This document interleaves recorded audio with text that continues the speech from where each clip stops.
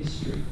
Terence was one of the first people to graduate from Canterbury Christchurch University down in Canterbury with psychology as a psychology undergraduate. And I now work at Canterbury and have been for the last 10 years, so there's a shared history there. Anyway, so Terence is going to talk to us this morning about anomalous paranormal experiences in the hospital environment. Thank you very much. Thank you, David. Good morning, ladies and gentlemen. It's a pleasure to be with you again. Some of you may recall that back in May of this year in London, at the Society's headquarters, a gentleman came from Argentina to give us a presentation on his research, where he was and his colleagues were researching anomalous phenomena in hospitals. And they questioned nurses who'd had such experiences, and the objective of the research was to see if they could find correlates in psychological factors that perhaps contributed to these, what they termed hallucinations. Now, I've got a copy of the original document here.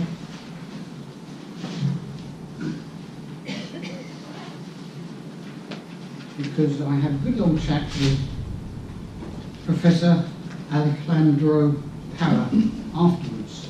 And those of you who were there may recall this, where there was great discussion about his research. So I'm just going to take you through a few slides to start with about his approach. So my first question is, what is an ape in a hospital? It's got no relationship, has it, to what we think we're talking about. But let me explain. What is an ape? Anomalous paranormal experience. This is the language of the parapsychologist. Now, what is an earthbound? An earthbound spirit is the spirit of a person who's died and has not ascended to the light of the afterlife. This is not the language of parapsychology. It's the language of spirit or religion. So we can see where the conflict is.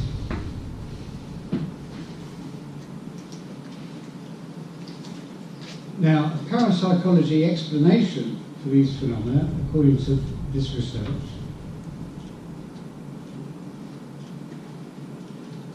may include deathbed visions, apparitions, odd coincidences, and other paranormal phenomena that cannot be explained by hard physics or biology. So there has to be some other psychological explanation. So such experiences must be attributable to work stress-induced hallucinations, cognitive misattribution, and psychological absorption. And there's the reference, Parra and Amarilla, 2016. And those of you who are particularly interested, I have the original document here. So this is all very, very interesting from the point of view of the parapsychologist who wants a psychological explanation for hallucinations, for these phenomena. Now I'm going to give you a spiritual explanation. And of course the word spiritual, the word spirit, remains a taboo in scientific research. And I think this is a mistake.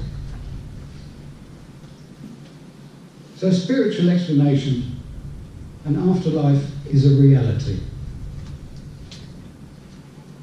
The spirit survives the death of the physical body. Now here we're going back to Frederick Meyer's research, one of the founding fathers of the Society in 1882. He spent his entire life investigating this and looking for scientific evidence to support this hypothesis. So my question really is, why is this still being ignored? Nurses who see spirits are mediumistic, and they're not hallucinating.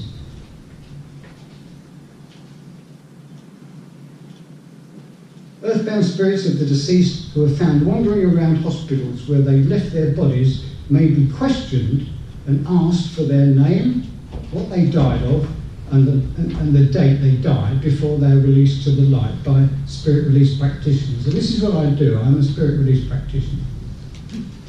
Evidence of the validity of their earthly existence may be verified by simply accessing their death certificates. It's that simple.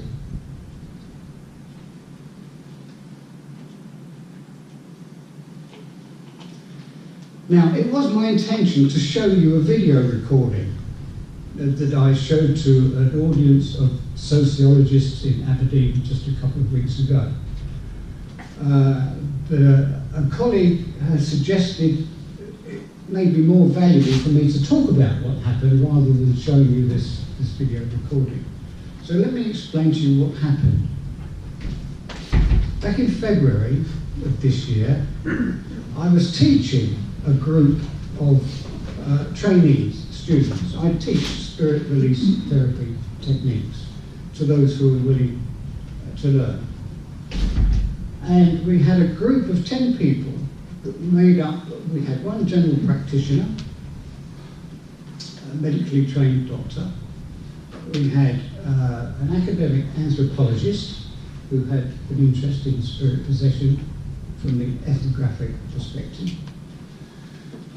We had an NHS counsellor who came on the course because she is constantly being presented by people who believe themselves to be possessed, so she wanted to know if there was any substance to that claim. There were hypnotherapists and Reiki practitioners, and all in all we had 10 people from a diverse array of backgrounds. And it's quite funny what happened. The workshop lasted for 2 days. And on the afternoon of the second day, I suggested to them that we were going to conduct an experiment. This wasn't a planned experiment in the true sense, because I didn't know what to expect. I just wanted to put their innate knowledge and skills into practice. So we formed a circle, and I explained to them what a soul rescue group is. A soul rescue group is a group of people that come together. The minimum is 3.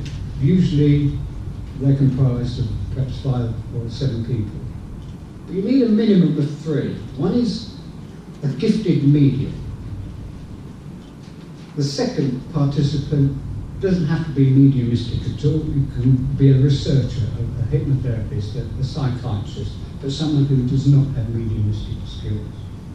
And the third member is very, very important. The third member is the recorder, to make sure that the whole thing is documented. So I said to this group of people,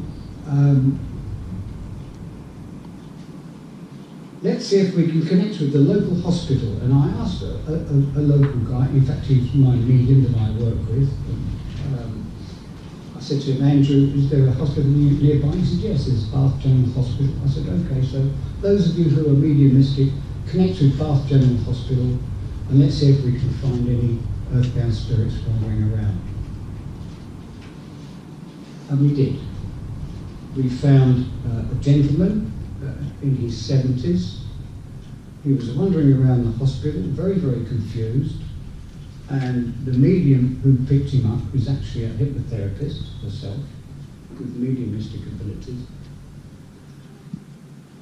And I said, if anybody finds anyone wandering around, let me know what you find. And she said, oh, I've got a man here, he's holding a stick, and he looks very confused. I said, ask him his name. And he wanted to ignore her. She said, he's ignoring me. I said, well, demand his attention because you want to speak to him. So he turned, and he was annoyed. And I said, ask him his name. And he gave his name as Albert or Arthur. He gave his name. And I said, right, I want to speak with him now. So the medium then became possessed with the spirit of the earthbound. So I was speaking with him, but she was conveying what he was saying in her own voice. I said, what are you doing? He said, I'm going home. I said, why are you in the hospital? And he said, oh, I had a dodgy ticker. Told me his age. I said, well, if you're going home, they've fixed you up. Have they fixed you up? Are you cured? Are you better? And he said, no. So I needed to bring to this gentleman's attention what had actually happened to him. He had no belief in an afterlife. He believed that when you die, that's the end of it, nothing more. So when he found himself out of his body, he didn't know what to make of it. So I said to him, I want you to go back to your bed on the ward and tell me what you see. So he went back to his ward, he looked at his bed, and he could see his own body laying on the bed. Now he's really confused. So I've had to explain to him very simply, look, your body has expired, it's reached its sell-by date, your ticker's packed up, and you've left your body, but you're still here, aren't you? And he said, yes. I said, so you've got two bodies. And spiritually speaking, we do have two bodies. We have a physical body and we have an etheric body. And I said, what do you think? So I'm leaving it now for him to work out for himself. And he said, he started to get upset. He said, I'm a goner. I said, you've left your body, but you're still here, aren't you? You still survive, you still exist. He said, well, yes. I said, you don't know what to do about it, do you? He said, no. I said, okay, so we're going to invite someone to help you. I'm going to invite someone to come from the light and show you the way. Someone who's passed before you. And this is simply how it's done. And it works very, very well. So someone came from the light, I think it was his mother who passed before. And he got very emotional and reconnected with her, and she escorted him, and he left. Now the significance of this is that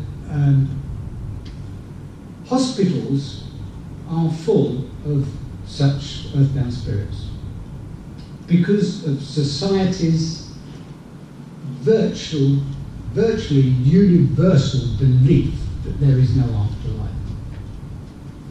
And I've had this experience myself when my parents were reaching that stage. I was looking after them. They were passing on. I'd visit my father in hospital.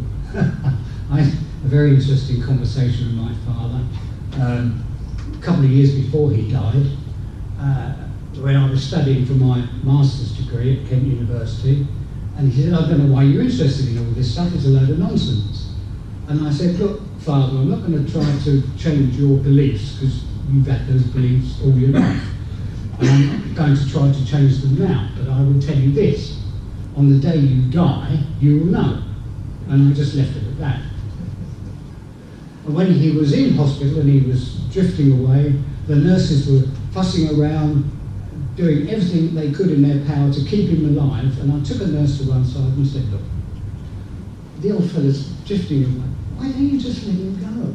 And she thought I was some kind of, well, I don't know what she thought of me, but the look on her face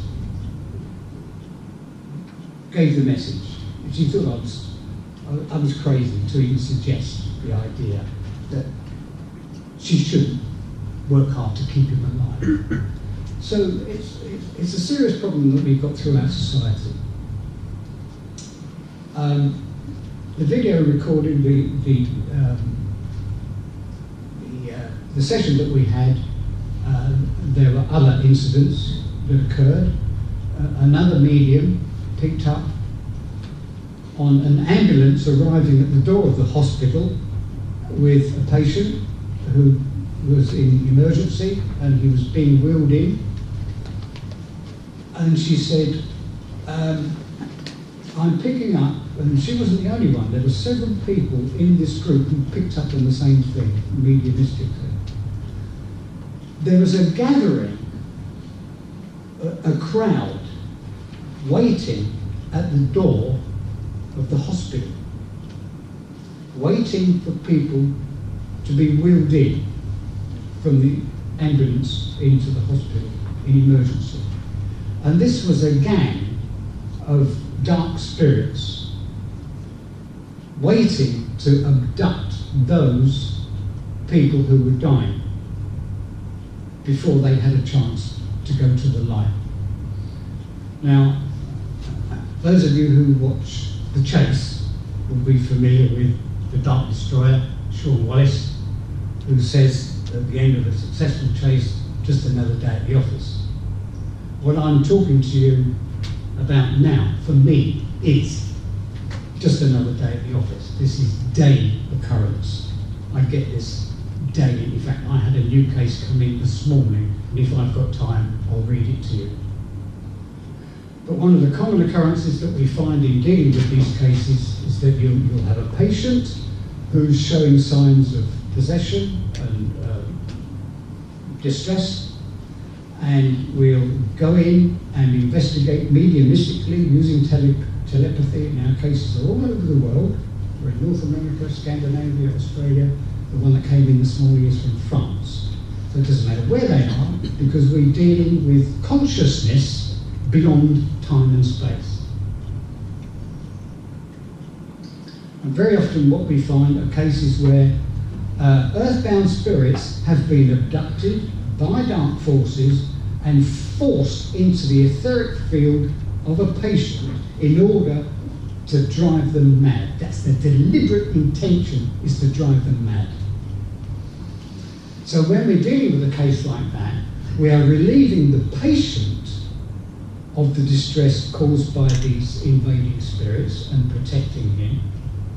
And we are also relieving the